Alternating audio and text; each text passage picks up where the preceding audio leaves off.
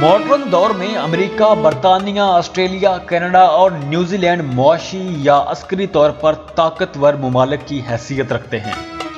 इन मुल्कों को अंग्रेज ने आबाद किया और बड़ी मगरबी नस्लों में शुमार होने वाली ये नस्ल है। आज ये अंग्रेज और दूसरी मगरबी नस्लें जमहूरियत, सच्चाई और इंसानी हकूक की चैंपियन बनी हुई हैं, मगर इनका अपना माजी दागदार और शर्मनाक है। इनका माजी हमें बताता है कि अंग्रेज दूसरी मगरबी अक़वाम मसलन जर्मन, वलंदेजी, हस्पानवी, फ्रांसीसी, पुर्तगाली वगैरह और लातीनी अमेरिका के मुमालिक से वसाइल लूट कर ही अमीर हुए हैं। इसी दौलत की मदद से यूरोपीय मुमालिक में तरक्की हुई और वहाँ खुशहाली का दौर शुरू हुआ। आज की वीडियो में हम बात करेंगे कि यूरोप ने किन किन मुमालिक से पैसा लूटा, किन किन मुमालिक से वसाइल लूटे और वो वहाँ पे अमीर हुए। वीडियो में आगे बढ़ने से पहले वीडियो को लाइक करें, चैनल को सब्सक्राइब करें और बेल आइकन पर लाजमी क्लिक करें।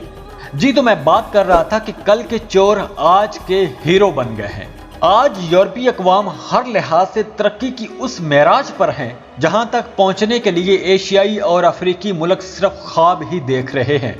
उनकी इस तरक्की के पीछे एक बड़ी वजह गरीब मुमालिक से लूटा गया मालो दौलत भी है। सच तो यह है कि मगरबी मुमालिक चोर और डाकू हैं जिन्होंने गरीब मुल्कों के वसाइल पर डाका मारा और खुद को अमीर कबीर बना लिया। आज अमेरिका, बरतानिया और दूसरे अमीर मगरबी मुमालिक गरीब एशियाई और अफ्रीकी मुल्कों को इस तरह इमदाद देते हैं जैसे इन पर कोई एहसान कर रहे हों। सच तो यह है कि मगरबी मुल्कों ने एशिया, अफ्रीका और लातीनी अमेरिका के मुमालिक से कई हजार खरब का माल और सामान लूटा है। और ये मगरबी मुमालिक जो इमदाद करते हैं ये तो लूटे गए माल का अशरो अशीर भी नहीं है। हैरत की बात यह है कि आज पाकिस्तान, भारत और दूसरे एशियाई और अफ्रीकी मुमालिक में बहुत से लोग अंग्रेज़ों, जर्मनों, फ्रांसीसियों वगैरह से ज़हनी तौर पर मरऊब हैं। ये गरीब मुल्क मगरबी मुमालिक की तहजीब, सकाफत, उनकी ज़ुबान और उनके तौर तरीके अपनाने में फ़ख्र महसूस करते हैं। अंग्रेज़ पहल तो तिजारत की गरज से हिंदुस्तान पहुंचा। 1612 में मुगल बादशाह शहंशाह जहांगीर ने अंग्रेज़ को सूरत बंदरगाह रियासत गुजरात में तिजारती मरकज़ कायम करने की इजाज़त दी थी। 1647 तक अंग्रेज़ हिंदुस्तानी साहिलों पर मुख्तलिफ मुकामात पर 23 तिजारती मराकज़ कायम कर चुके थे। वो हिंदुस्तान से सूत, नील, पोटाशियम नाइट्रेट और चाय खरीदते और दूसरे मुल्कों में महंगे दामों फरोख्त करते और खूब पैसा कमाते। तब हिंदुस्तान और बरतानिया के दरमियान सारी तिजारत पर बरतानवी कंपनी ईस्ट इंडिया कंपनी का कब्जा था।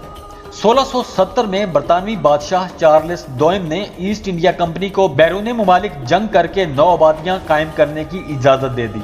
गोया बरतानवी हुकूमत के लिए ये कंपनी किराए का फौजी बन गई।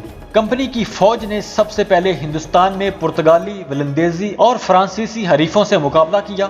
उस वक्त तक बरतानवी साइंटिस्ट जदीद तरीन असला तैयार करने लगे थे।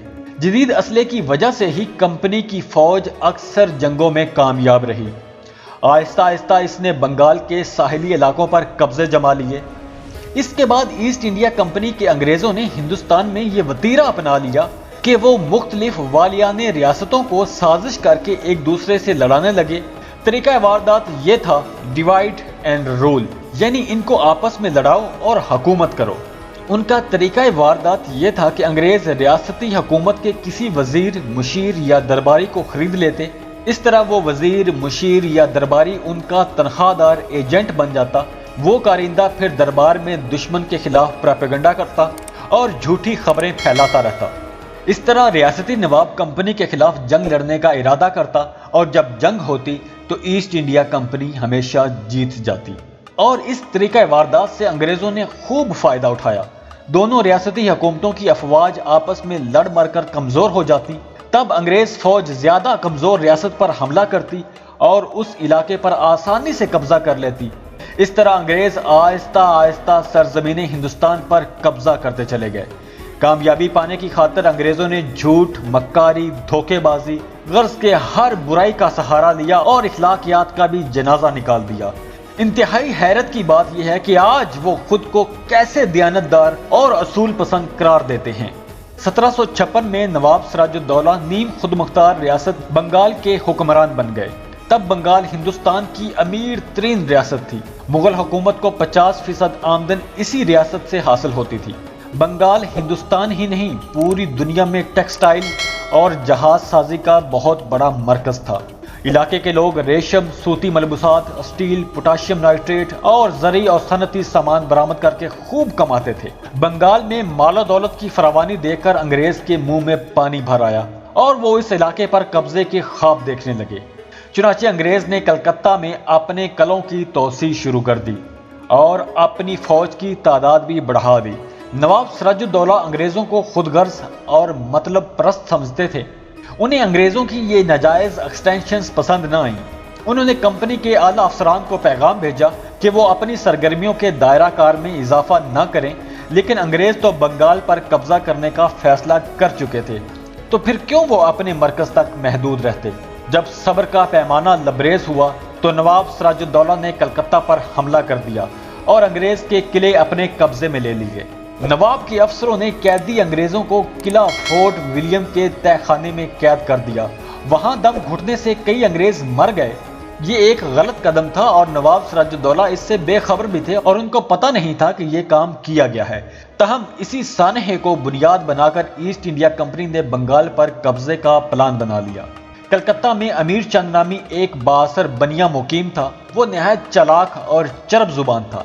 अंग्रेजों ने उसे अपना कारिंदा बनाया और ये जिम्मेदारी सौंपी कि वो नवाब बंगाल के किसी ताकतवर दरबारी को उनका एजेंट बना दे। अमीर चंद अपने ताल्लुकात की वजह से जानता था कि नवाब की फौज का एक कमांडर मीर जाफर हुक्मरान बनने की तमन्ना दिल में छुपाए बैठा है। अमीर चंद ने मीर जाफर से मुलाकातें की और अंग्रेजों का एजेंट बनने पर राजी कर लिया। जब नवाब की फौज का अहम कमांडर अंग्रेजों से आ मिला तो अंग्रेज जंग की तैयारी करने लगे। मंसूबा ये था कि दौरान जंग मीर जाफर अपनी फौज से अलहदा हो जाएगा। चुनाचे 23 जून 1757 को प्लासी के मुकाम पर कंपनी और नवाब बंगाल की अफवाज के दरमियान मुकाबला हुआ। तोपों की कसरत और मीर जाफर की गद्दारी की वजह से अंग्रेज कामयाब हो गए। उन्होंने फिर अपने कठपुतली मीर जाफर को तख्ते बंगाल पर बिठाया। जंग प्लासी का ये वाकया एक काबिल जिक्र है। जंग से थोड़ी देर पहले अमीर चंद कंपनी की फौज के कमांडर कर्नल रॉबर्ट क्लाइव से मिला। उसने क्लाइव से कहा, मैं तहरीरी तौर पर मुआहदा करना चाहता हूं कि जंग के बाद नवाब के खजाने से मुझे 30 लाख रुपए दिए जाएं। ये मेरी खिदमत का नजराना होगा।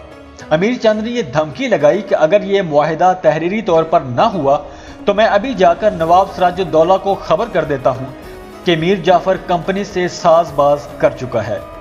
चालाक बनिया ने अपनी तरफ शह चाल चली थी, मगर उसे इल्म न था कि अय्यारी और मक्कारी में अंग्रेज उसके बाप हैं। रॉबर्ट क्लाइव ने तहरीरी मुआहदा करने की हामी भर ली, मगर उसने 2 मुआहदे तैयार कराए। नकली मुआहदे में इस बात का जिक्र था कि जंग के बाद अमीर चंद को 30 लाख रुपए दिए जाएंगे, लेकिन असल मुआहदे में ये बात गोल कर दी गई थी। और जब जंग खत्म हुई तो मीर जाफर तख्त नशीन हुआ तो अमीर चंद मुआहिदा लिए खुशी खुशी रॉबर्ट क्लाइव के पास पहुंचा। तब अंग्रेज कर्नल ने बनिए अमीर चंद पर यह राज खोला कि उसके साथ धोखा हो चुका है। क्लाइव ने अमीर चंद से कहा कि वो यहां से 9-2-11 हो जाए और फिर अपनी शक्ल ना दिखाए। बंगालियों का ये गद्दार गुर्बत की हालत और कसम पुरसी में मर गया और इसी तरह दूसरे महागद्दार मीर जाफर का अंजाम भी इबरतनाक हुआ और जब वो फौत हुआ तो उसके जनाजे में करीबी रिश्तेदारों के अलावा कोई भी नहीं था।